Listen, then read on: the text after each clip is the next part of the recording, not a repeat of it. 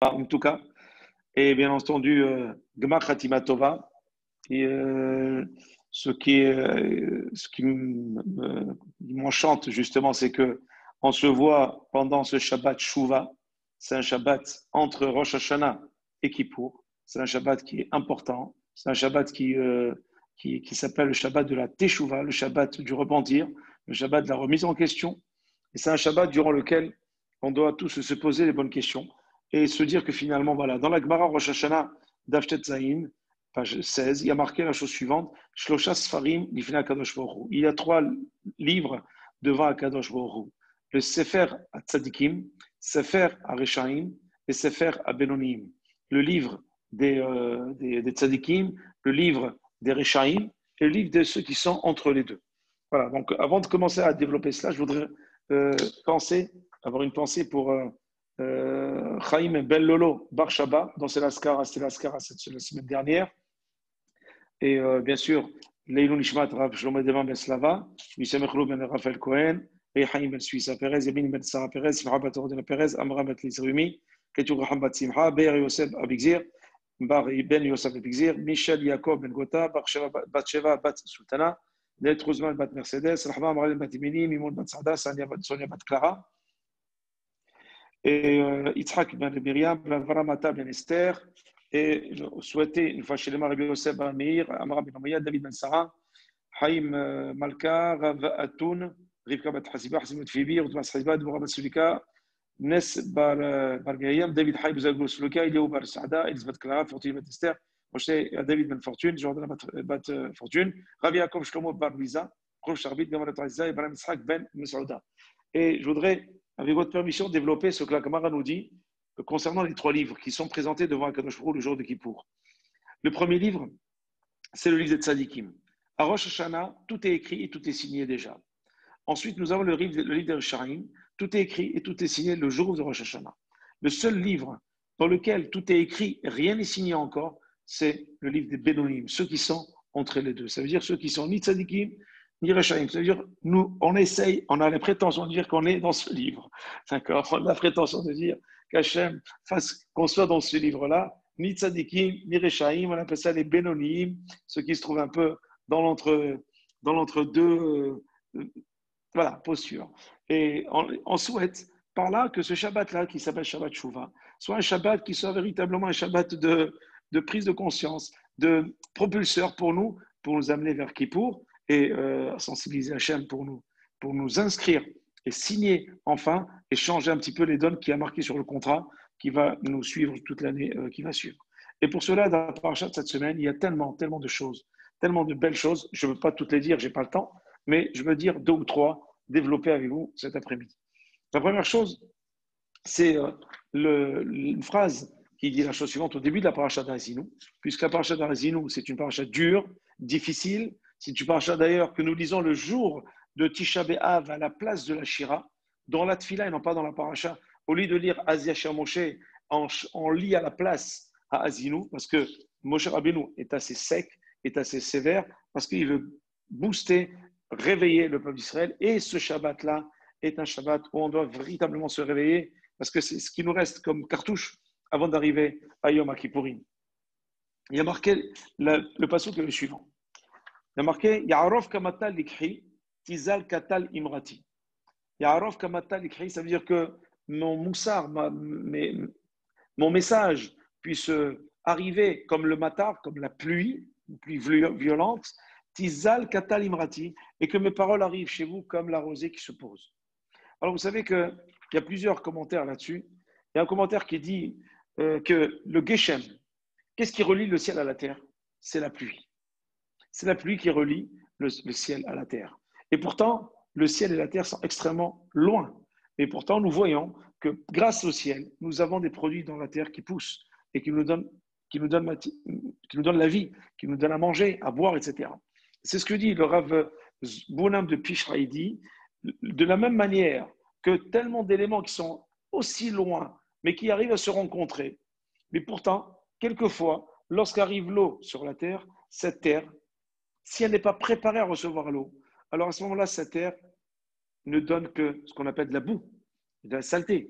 Mais lorsque la terre est travaillée, en amont, alors cette terre-là va donner plus tard quelque chose de joli, de beau, qui va servir à l'humain, qui va servir à la nature, qui va servir aux animaux et aux humains. C'est exactement cela. Lorsque nous, on arrive à se préparer à recevoir la Torah, on arrive à se préparer à accomplir les mitzvot, et on arrive à préparer notre tête, notre conscience, et notre physique, et notre réflexion durant le mois d'Elul, durant les Aseret Metshuva, durant Rosh Hashanah, et surtout ce Shabbat qui s'appelle Shabbat Shuvah. À ce moment-là, lorsque la pluie, les paroles de Torah vont arriver sur nous, elles arriveront dans un terrain déjà préparé. Et donc la Torah sera bien prise, bien reçue et bien accomplie. Mais lorsqu'une Torah, elle arrive, la Torah qui est représentée par l'eau, puisqu'il est marqué En Maïm et la Torah. L'eau, c'est la Torah, l'eau, c'est la vie. La Torah, c'est la vie. C'est la Torah qui fait germer tellement de choses chez l'homme, de la même manière que l'eau fait germer dans la terre tellement de belles choses, que si la personne n'est pas préparée, si la terre n'est pas préparée, alors à ce moment-là, la Torah lui fera que du mal et non du bien. Il y a marqué dans la Gemara une phrase très intéressante. Zacha na'asitlo samhaim, lo zacha na'asitlo sammavet. S'il a mérité de recevoir la Torah parce qu'il a préparé le terrain, elle sera pour lui une source de vie. S'il n'a rien préparé, elle sera pour lui la mort. Et on le voit. Combien de personnes, et oui, je pèse mes mots, oui, et on voit tellement de personnes qui ne sont pas prêtes à recevoir la Torah. À ce moment-là, lorsqu'ils reçoivent la Torah, ils la rejettent aussitôt ou ils en font quelque chose de négatif. Pourquoi? Parce que pour eux, la Torah a été reçue dans de mauvaises conditions. Ils n'ont pas préparé leur tête, leur corps, leur intellect, ou tout crûment leur temps, leur moment pour recevoir autant de Torah. C'est pour cela d'ailleurs qu'on dit Tizal Katal Imrati. Il faut que les paroles d'Hachem tombent comme la rosée, non pas comme de la pluie. Pourquoi? Parce que si elles tombent comme la pluie, alors elle arrache tout. Elle arrache tout, elle saccage tout, elle est violente. Lorsque l'homme n'est pas capable de recevoir la Torah à ce moment-là, il peut faire le contraire de ce que la Torah lui demande et en faire quelque chose, on va dire, de Chilul Hashem, de profaner le nom de Dieu. Je prends un exemple. Quelqu'un qui n'est pas prêt à écouter un message de la Torah et on lui enseigne quand même ce message de la Torah, mais il n'a pas été préparé en amont, il n'a pas un prérequis comme il se doit pour pouvoir recevoir cet apprentissage. À ce moment-là, c'est un homme qui va faire cette mitzvah d'une manière complètement brouillon, d'une manière totalement désordonnée. Je dirais même qu'il aurait, au lieu de faire une mitzvah, il en ferait une avera. À ce moment-là, ça sera pour lui la mort. Ça sera pour lui sa mavette, parce qu'elle n'a pas été prête. Elle n'a pas été préparée à recevoir une mitzvah X, Y ou Z. Ou bien elle est prête pour la mitzvah A, mais il n'a pas été prêt pour la mitzvah B. C'est exactement cela. Il faut que les paroles tombent, katal comme la rosée. Comment la rosée? La rosée se pose doucement et elle apporte quelque chose à la terre. Elle se pose doucement. Pourquoi? Parce que la terre, une fois qu'elle est préparée, il faut que les paroles arrivent lentement. C'est pour cela qu'il y a marqué que lorsqu'on fait teshuva, il faut que la teshuva se fasse graduellement. Très souvent, des élèves à moi me disent, mais vous avez un discours qui est différent de d'autres personnes. Parce que moi, mon discours est le suivant. Et il rejoint celui qui est marqué justement dans la paracha de cette semaine. C'est pas moi, je ne vais pas inventer, je l'ai reçu de la Torah. Qui dit la chose suivante. Lorsqu'une personne n'est pas prête à faire une mitzvah, ne l'obligez pas à la faire. Parce que ça sera contre-productif. Il faudra préparer le terrain pour qu'elle la fasse. Ça prendra le temps que ça prendra. Une fois qu'elle fera la Torah, elle fera cette mitzvah. Une fois que ça s'apprête, une fois qu'elle recevra cette mitzvah sera éternelle pour lui. Il la fera avec un grand plaisir. Il sortira un kiddush Hashem de cette mitzvah-là. Il sortira une joie de cette mitzvah-là. Il pourra même donner envie à d'autres de la faire. Alors que si la personne n'est pas prête, alors il la reçoit comme une pluie abondante sur la tête qui va le saccager. Il va recevoir la mitzvah, il va peut-être la faire, mais il va la faire d'une manière totalement contrariée, totalement dégoûtée, même, je vais dire, même erronée. Et la Torah sera pour lui Sammavet. Ce ne sera pas une bonne Torah pour lui. Parce que la Torah, c'est Samchaim, qui c'est la vie, qui ner mitzvah et Torah. Or, c'est Or Zaor la Tzadik ou Shelev Simha. Le Tzadik, c'est celui qui développe la Simha. S'il n'y a pas de Simha dans l'accomplissement, à ce moment-là, ce n'est pas une Torah. Quelqu'un qui fait une mitzvah erroné, bâclé, bafoué, brouillon, c'est qu'il n'a pas reçu la mitzvah ou on n'a pas préparé cet homme-là à recevoir cette mitzvah comme il se doit. C'est pour ça, chers amis, que lorsqu'on enseigne une mitzvah à quelqu'un, il faut s'inquiéter d'abord si cette mitzvah, d'abord, il a reçu les prérequis qu'il faut pour pouvoir avoir les outils pour attraper cette mitzvah et bien l'intégrer dans sa vie au quotidien. afin qu'elle soit pour lui une source de vie, de joie, et non pas une source de contrainte et de contrariété. Et c'est cela que nous dit Kizal Katal Imrati. Il faut que cette mitzvah qui arrive soit une mitzvah véritablement comme un plaisir, comme une rosée qui se pose sur lui pour lui apporter une sérénité, une fraîcheur dans sa vie qui va lui permettre justement d'avancer à une autre mitzvah, comme je l'ai dit préalablement, mitzvah, goreret mitzvah, une mitzvah entraîne une autre mitzvah. Mais il faut aussi que la précédente mitzvah, je la reçoive bien. Parce que si je la reçois mal, si je la reçois d'une manière vraiment, comme je l'ai expliqué à l'instant, il n'y aura pas de goreret mitzvah. Parce que je suis dégoûté de la précédente. Il n'est plus question qu'on me parle d'une autre. Voilà pourquoi la teshuva, elle doit être aussi réfléchie. La teshuva ne se fait pas d'une manière très très farfelue. Elle ne se fait pas d'une manière brouillon, voilà, on fait teshuva parce qu'il faut faire teshuva, et d'un coup, du matin au soir, on est déjà au péote, et le lendemain, on est déjà au chapeau. On n'est pas, c'est pas une teshuva, ça. La teshuva, c'est quelque chose qui se travaille du fond vers l'extérieur. Le fond vers l'extérieur, l'intérieur vers l'extérieur. S'il n'y a pas une intériorité totale, avec une préparation, une réflexion, une étude qui permette à la personne justement d'avancer, d'arriver à un apprentissage qui va lui permettre de vivre sa Torah. Et non seulement de vivre sa Torah, mais surtout, de pouvoir se mettre en condition que cette Torah-là, elle va lui amener que de la joie. Et c'est à ce moment-là, chers amis, que cette Torah sera pour lui. Sam Haïm, une source, un élixir de vie. Elle sera pour lui un élixir de vie, à savoir quelque chose qui va lui apporter la simha, et non seulement à lui, mais s'il est marié, s'il a des enfants, cette simha va se dégager dans la maison et va donner envie à tout le monde de s'identifier au papa ou à la maman qui accomplit cette mitzvah pour pouvoir faire boule de neige sur toute la famille, voire même sur les amis. Et même si on est maintenant, nous, intégrés dans la mitzvah, on peut l'enseigner avec plus de facilité parce qu'on la vit tellement bien qu'on peut la transmettre avec tellement d'amour et de facilité. Et ça fait boule de neige au niveau des mitzvot. Voilà pourquoi il faut une préparation à cette teshuva. Et ce n'est pas pour rien que ce Shabbat s'appelle Shabbat Shuvah. Pourquoi? Parce que justement, ce Shabbat Shuvah-là permet à l'homme de pouvoir préparer son terrain pour Yom Kippour. Il doit se préparer pour Yom Kippour. Et Yom Kippour, on ne vient pas sans bagage. Quand on fait un voyage de 25 heures pour aller vers Akadosh Baruch Hu, on prend dans ses bagages une préparation qui commence depuis Rosh Chodesh Elul. Et depuis Rosh Chodesh Elul, on s'investit dans les slichot, on s'investit dans les préparations, on s'investit dans les mitzvot, on réfléchit, on profite de la proximité avec Akadosh Baruch Hu. Les rabbanim sont mobilisés pour essayer d'apporter des paroles mielleuses aux uns et aux autres afin de pouvoir les inciter à approcher par là ou par là, chacun selon sa sensibilité vers une certaine approche et un regard que chacun a de la Torah et qui devra converger ensemble pour nous préparer à rapprocher d'Akadosh Baruch Hu. Parce que chacun a son chemin, mais on a tous la même destination. Et c'est cela que nous dit la paracha d'Azino. Azino Hashami va dabera. Entendez, Betishma Haaretz Brefi. De la même manière que le Shamaim et le Haaretz sont si loin, mais si proches, lorsqu'ils se mettent ensemble, qu'est-ce qui rapproche le ciel de la terre? C'est la Torah. C'est quoi? C'est l'eau, le Geshem. Et l'eau, c'est la Torah. S'il n'y a pas cette Torah-là, s'il n'y a pas cette Torah-là, spiritualité reste dans le ciel, matérialité reste sur terre. Ça veut dire quoi? Nous, on reste ici des animaux, on vit comme des animaux, et Akadosh Baruch Hu, il est dans le ciel. Hachem, c'est son domaine là-bas, mais nous, c'est le nôtre ici. Donc lui, il est là-bas, il fait ce qu'il veut, nous, on fait ce qu'on veut ici. On est complètement à côté. Ce qui relie l'homme, qui est la jonction avec entre ciel et la terre, c'est l'Aram Israël qui a accompli la Torah dans ce monde. Donc c'est l'Aram Israël qui inonde d'eau, de vie, qui s'appelle la Torah, dans le monde. C'est ça qui permet à la jonction entre le ciel et la terre. Et pourquoi le ciel et la terre et pas d'autres éléments? Parce que ce sont les deux témoins lorsqu'on a dit Narasé Vélishma sur le mont Sinaï. Ce sont les deux témoins qui étaient là pour valider ce mariage entre le peuple d'Israël et la Torah d'Israël, et Akadosh Baruch Hu qui célébrait le mariage en invitant les deux Haïdim qui sont le ciel et la terre. Voilà, chers amis, comment on doit appréhender ce Shabbat, qu'on doit le faire, ce Shabbat. Alors, ce matin, j'enseignais à mes étudiants de première terminale, je leur ai dit, faites un effort pour ce Shabbat-là. C'est un Shabbat Shuvah. Shabbat, dernier Shabbat avant la Hatima, avant la signature. Tout est écrit, mais rien n'est signé. Et on peut même changer les clauses du contrat. Tant que rien n'est signé, on peut tout changer.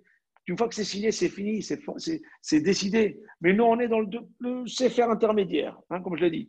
Donc, si rien n'est signé, Profitons-en pour dire à notre créateur, on va changer peut-être certaines clauses, on va peut-être pas encore signer, on a encore des choses à te dire, on a encore des efforts à te proposer et à te soumettre. Voilà pourquoi, lorsque je dis à mes étudiants, il faut faire un effort, certains m'ont dit, non, on fait déjà Shabbat complètement. Je dis, personne ne fait Shabbat complètement. On a toujours quelque chose à faire. Que si quelqu'un a déjà tout fait, il n'est plus de ce monde. Il a fini sa mission. On est toujours là pour faire quelque chose de plus. Alors, je dis quoi, etc. J'ai peut-être tu n'as pas étudié ce jour-là. Peut-être tu n'as pas lu un peu tes lignes. Peut-être que tu as été prendre des Mickey pour les lire Shabbat. Je ne sais pas. Tu as fait tout Shabbat, mais peut-être que tu as dit des Dvarim Betelim. Peut-être que tu as dit la Shonara toute la journée. Tu as été avec des copains faire n'importe quoi. Mais tu as fait Shabbat. Mais il y a toujours des efforts à faire. C'est cela le challenge de chaque enfant d'Israël. C'est cela que nous dit la paracha. Azinu Hashamayim. Écoutez le ciel. Écoutez ce que le ciel vous dit. Et que la terre puisse entendre ce que le ciel dit. Pourquoi la terre? C'est qui la terre? C'est nous. Le ciel, c'est Akadosh Baruch Hu. Écoutez ce qu'Hachem nous dit. Il est temps maintenant de se mettre véritablement à l'écoute. Mais une écoute shmimite, nous dit Rashi. C'est-à-dire une écoute spirituelle. Une écoute qui soit, on va dire, lorsqu'on regarde l'actualité, je le dis souvent dans mes propos, dans ma communauté, lorsqu'on écoute des informations, lorsqu'on écoute quelque chose, lorsqu'on regarde un événement, on le regarde avec des yeux d'un juif, des yeux d'un yehudi. On ne regarde pas comme l'ensemble des mortels qui regardent des informations comme des faits divers. Mais on regarde ça en voyant Akadosh Baruch Hu derrière ces événements. Et quel est le message qu'il veut nous faire passer à nous? Quand on dit il y a ci, il y a cela, et ça nous gêne, et il y a des bonnes choses, des mauvaises choses, quel est le message qu'Hachem veut m'envoyer? Parce qu'il m'a envoyé un message, il m'a envoyé une information. Qu'est-ce qu'il veut me dire derrière ce message? Qu'est-ce qu'il veut me faire? Il veut m'interpeller, on l'a dit mercredi soir. Alors, qu'est-ce qu'il veut me dire? À nous de réfléchir. Donc, à Azinou, écoutez ce que le ciel veut nous dire. Tishma Aretz, que la terre entende. Parce que la terre, elle est là que parce que le ciel est là. Et le ciel est là que parce que la terre est là.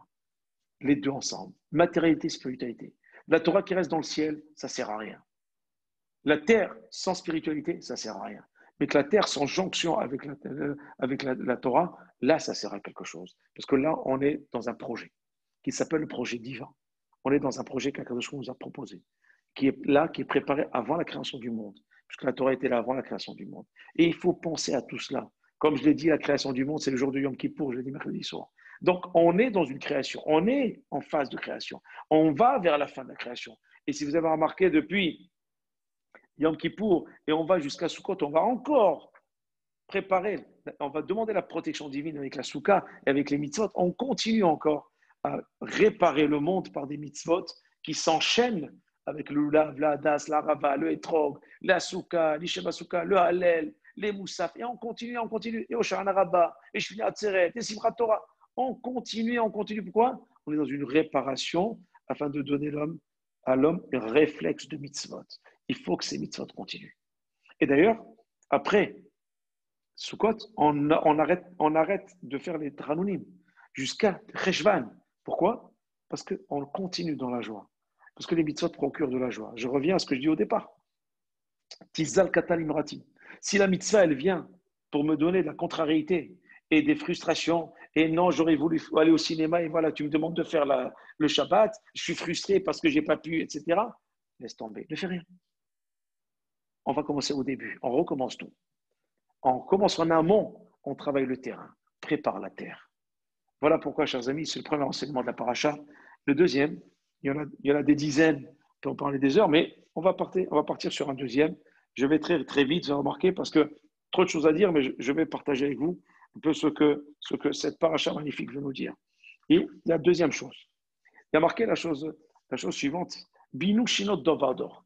Ce matin, je l'ai dit dans ma capsule d'études, j'ai dit, lorsque vous voyez des générations qui nous ont précédés, il faut tirer expérience et leçon de ce qui s'est passé avant. On ne peut pas rester en se disant, nous, on a notre génération là, c'est notre génération qui est là, on fait ce qu'on peut faire et on sera toujours, c'est notre génération, ça s'arrête là. Non, les générations précédentes doivent nous servir de leçon.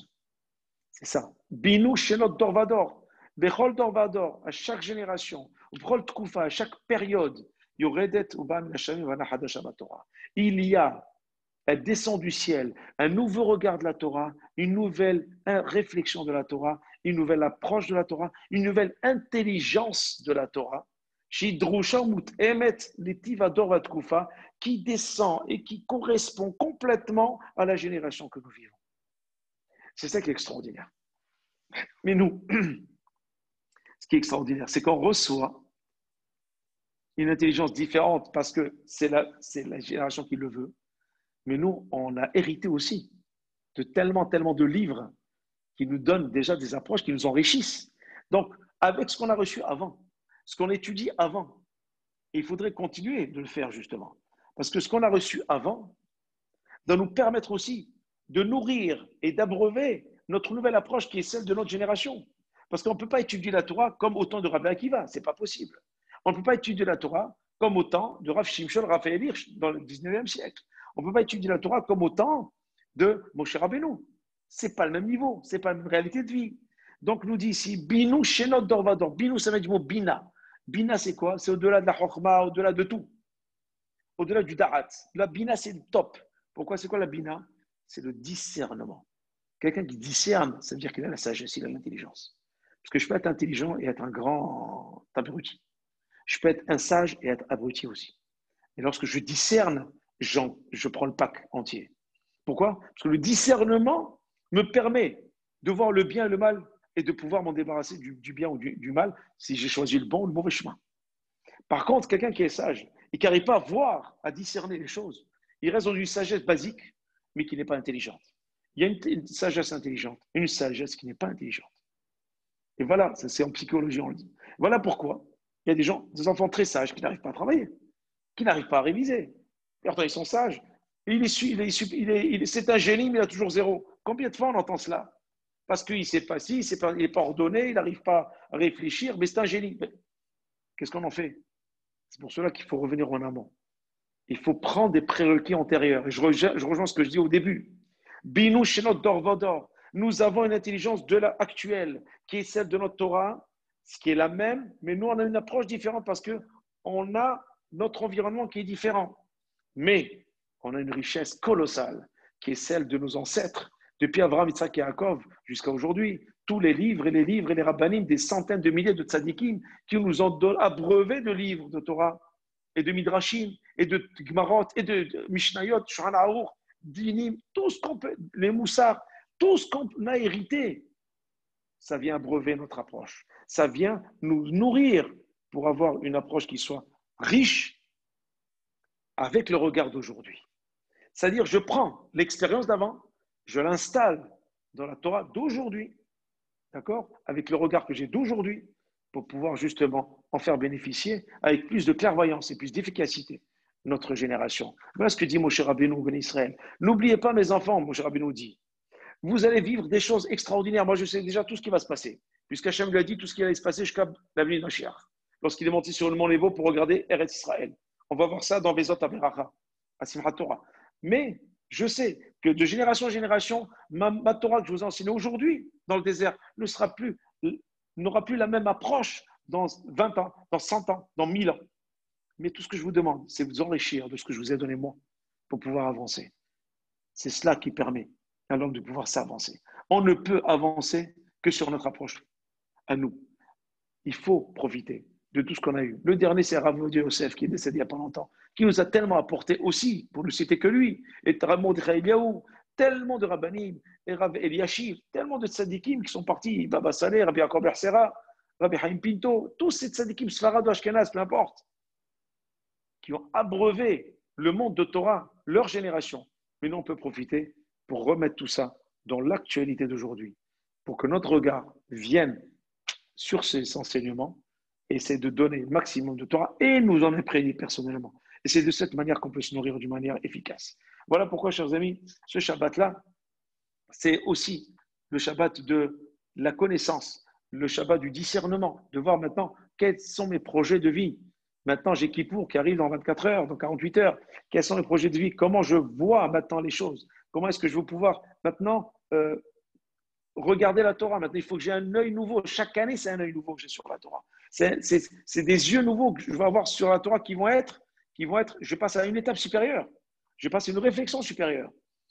Je passe maintenant à quelque chose de supérieur. La Torah, maintenant, elle va m'apporter encore plus.